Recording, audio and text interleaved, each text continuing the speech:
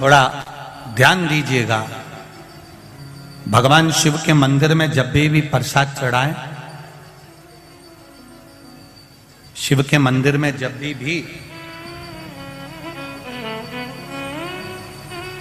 आप कोई सामग्री लेकर जाएं, या तो सामग्री में बेलपत्री डाल दें, और अगर बेलपत्री नहीं डालें तो उस बेलपत्री के केसे, उस सामग्री के केसे भी 3 हिस्से कर दें।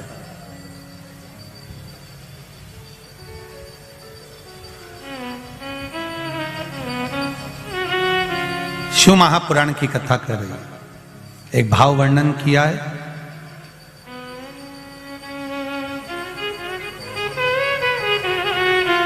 जब केवल एक ही तरह का प्रसाद एक ही पात्र में हम भगवान के शंकर जी के सामने रखे और उसमें हमने बेलपत्री नहीं रखी, या उसको हमने हाथ से 3 हिस्से नहीं करे, या थोड़ा सा भाग हमने अलग नहीं करा, तो उसमें महाराज भगवान शिव के जो गण हैं उनका हिस्सा हो जाता।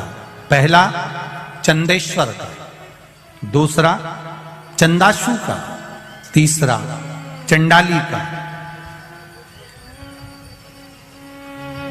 चौथा विश्वसेन का, और 5वां चंड का हिस्सा उस प्रसाद में हो जाता। शिव महापुराण की कथा कर रही है, भगवान शंकर का चरित्र कह रहा है कि भगवान शिव के सामने जो भी हम भगवान के सामने प्रसाद रखें उसमें बेलपत्र अवश्य चढ़ना चाहिए, या थोड़ा सा भाग में अंतर कर देना चाहिए। जैसे आप भगवान शंकर के सामने रखें, आपने चिरौंजी रखी, चना रखा, चूरमा रखा, या कोई दही का पंचामृत रखा, उसमें भी आप एक बेलपत्र समर्पित कर सकते हैं। क्यों?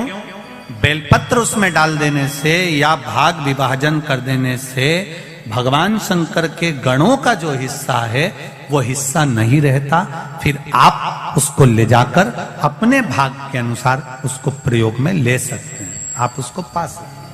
अब और अच्छे से समझ लीजिए, प्रसाद शिव जी का प्रसाद और अन्य प्रसाद में एक अंतर रहता है कि शंकर भगवान के प्रसाद को आप नहीं भी पाते हैं तो केवल अगर दर्शन मात्र कर लेते हैं तो भी ना जाने करोड़ों करोड़ों पाप हमारे जीवन के समाप्त हो जाते हैं।